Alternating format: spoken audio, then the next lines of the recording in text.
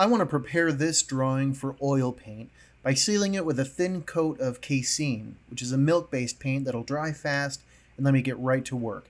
And this warm burnt sienna tone is going to be a great foundation. Let's see what we can do with it.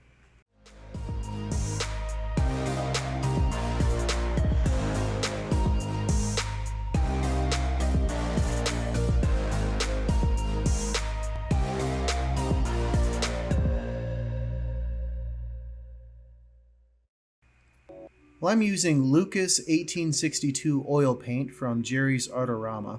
I'll put a link in the description. But I want to start out with the darkest areas first. And for that, I'm going to mix up a near black color using ultramarine blue and raw umber. Now, I could use black right out of the tube, but I like to have a little more control over the color temperature. And since I want this black to be a bit warm, I'm going to make sure to use plenty of raw umber. I'm also going to add a dab of Liquin Original to help this painting dry faster and get a real smooth, buttery texture to the paint. Our subject today is a meat-eating dinosaur from the Jurassic period. It roamed North America alongside famous dinosaurs like Stegosaurus and its bigger, more widespread competition, the Allosaurus. Now, this dinosaur was called Ceratosaurus, which means horned lizard, because of the horn-like structures that formed on its snout and farther back, closer to the eyes.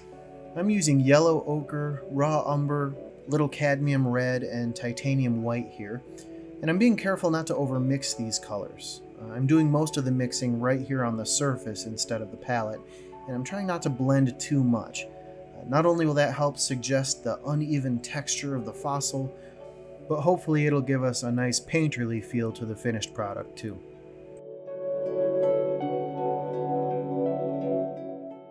Okay, so here's where we're at. We have one big decision left to make. I need to find a background color that'll really help this subject jump off the page. The dinosaur is mostly made of tan colors that are coming from the red, orange, yellow family. Now, to help me find the opposite of that, I'll use a good old-fashioned color wheel, and I can tell we're looking at a blue tone, maybe leaning a little bit into aqua. So we'll go ahead and start mixing that up. We'll use a good dose of titanium white along with some cobalt teal and a little bit of ultramarine blue. And since there is so much titanium white there, that is such a slow drying color, we're going to bring a good dab of Liquin Original into this mixture as well.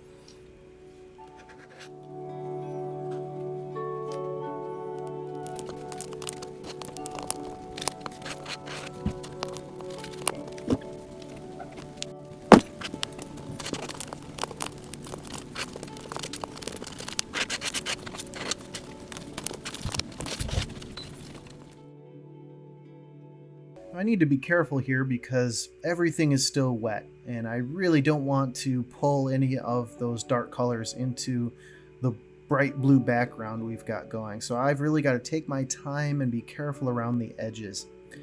Now you might notice right there, I'm painting around these bony structures that are hovering just above the spine.